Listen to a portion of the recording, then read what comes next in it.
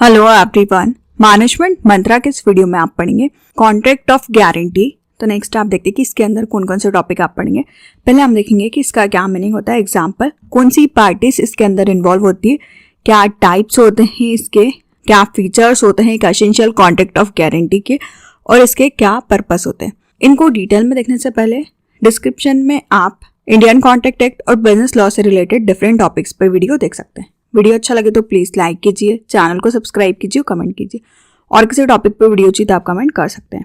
तो पहले हम देखते हैं कॉन्ट्रैक्ट ऑफ गारंटी, जो कि इंडियन कॉन्ट्रैक्ट एक्ट 1872 के सेक्शन 126 में दिया गया है।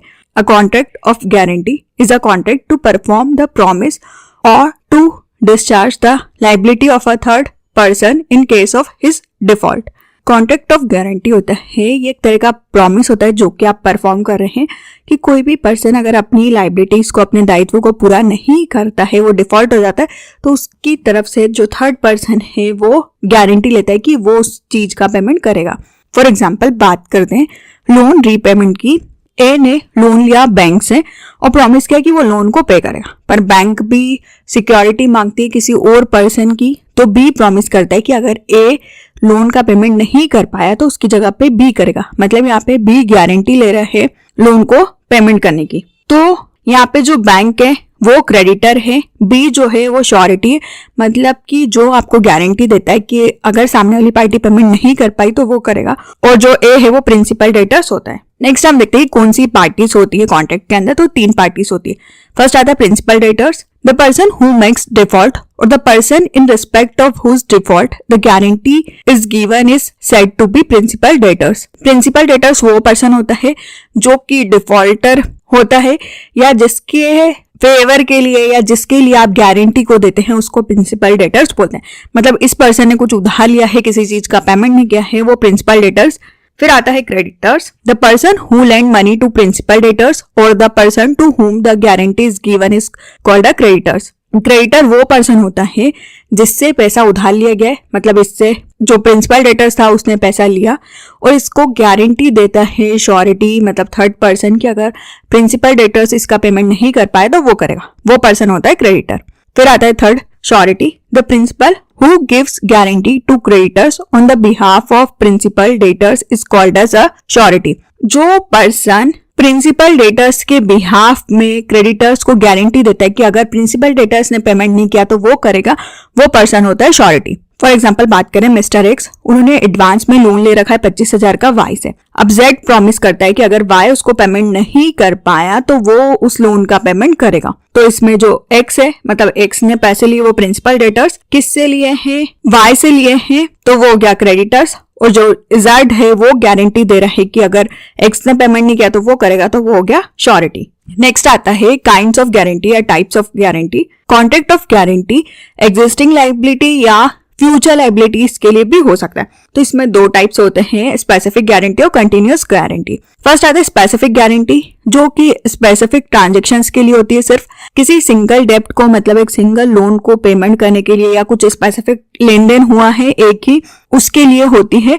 और जब उसका पेमेंट हो जाता है, श्योरिटी उसको पे कर देता है या फिर प्रिंसिपल ने उसको पे कर दिया, तो वो खत्म हो जाता है। मतलब किसी स्पेसिफिक चीज के लिए ही आप उसकी गारंटी दे रहे हैं। फिर आता है कंटिन्यूअस गारंटी। कंटिन्यूअस गारंटी उस टाइप की गारंटी होती है जिसमें कि सीरीज ऑफ ट्रांजैक्शन रहते हैं, कि जो हमेशा ही ट्रांजैक्शन हो उसका पेमेंट अगर प्रिंसिपल डेटर्स कर देता है तो ठीक है, अगर नहीं करता है तो वो श्योरिटी करेगा। तो कंटिन्यूअस गारंटी सारे ट्रांजैक्शंस में अप्लाई होती है जब तक कि जो प्रिंसिपल डेटर्स के साथ श्योरिटी इंटर हुआ है। जब श्योरिटी एक नोटिस दे देता है क्रेडिटर को कि वो आगे से उस चीज की गारंटी नहीं लेता है या उन चीजों का पेमेंट नहीं करेगा, उसके बाद श्योरिटी के ऊपर नहीं आता है कि उसको पेमेंट करना है। पर अगर उससे पहले कोई भी ट्रांजैक्शन हुआ है नोटिस देने से पहले, तो वो उन चीजों का पेमेंट श्योरिटी को करना होगा अगर प्रिंसिपल डेटर नहीं करता है तो। नेक्स्ट हम देखते हैं कि क्या फीचर्स होते हैं कॉन्ट्रैक्ट ऑफ गारंटी के।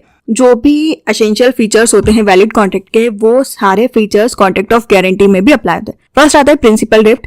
प्राइमरी पर्पस होता है कॉन्ट्रैक्ट ऑफ गारंटी का कि किसी भी लोन के पेमेंट को आप सिक्योर करते हैं कि उसका पेमेंट हो जाएगा, कि आप उसको रिकवर कर सकते हैं। अगर प्रिंसिपल डेब्ट नहीं होता है, मतलब कुछ भी लोन नहीं होता है तो कोई वैलिड कॉन्ट्रैक्ट ऑफ गारंटी नहीं होता है। तो जरूरी होता है कि आप प्रिंसिपल डेटर्स के लिए गारंटी दे रहे हैं कि अगर वो पेमेंट नहीं कर पाया तो श्योरिटी उसका पेमेंट करता है। सेकेंड आता है कंसीडरेशन। कंसीडरेशन एक इंपॉर्टेंट एलिमेंट होता है हर कॉन्ट्रैक्ट का या हर वैलिड कॉन्ट्रैक्ट का। जो कॉन्ट्रैक्ट ऑफ गारंटी है इसमें भी कंसीडरेशन इसको सपोर्ट करता है।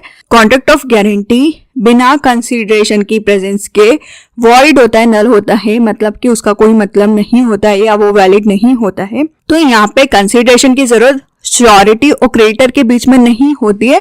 अगर प्रिंसिपल डेटर्स को भी कुछ मिला है तो ये माना जाता है कि श्योरिटी को मिला है। नेक्स्ट आता है third, existence of liability. Contract of guarantee के अंदर एग्जिस्टिंग लायबिलिटी होती है। आप प्रॉमिस करते हैं कि जो भी चीजें होंगी या परफॉर्म हो रही है उसके लिए श्योरिटी गारंटी देता है। तो यहाँ पे लायबिलिटी और प्रॉमिस नेसेसरी होते हैं, ये लॉ द्वारा एनफोर्सेबल होते हैं। और जो भी लायबिलिटी है वो आपकी टाइम बार्ड लिमिटेशन एक्ट के अंदर नहीं होना चाहिए। नेक्स्ट आता है नो मिस रिप्रेजेंटेशन और नो कंसिलेशन। कोई भी गारंटी अगर मिस रिप्रेजेंटेशन से ली गई है क्रेडिटर द्वारा तो उस चीज को इनवैलिड माना जाएगा। मतलब कि आपने सारी इंफॉर्मेशन नहीं बताई है, सारी चीजें नहीं बताई है, तो जो आपको गारंटी मिली है वो कोर्ट की नजर में इनवैलिड होती है। नेक्स्ट आता है फिफ्थ, राइटिंग नॉट नेसेसरी।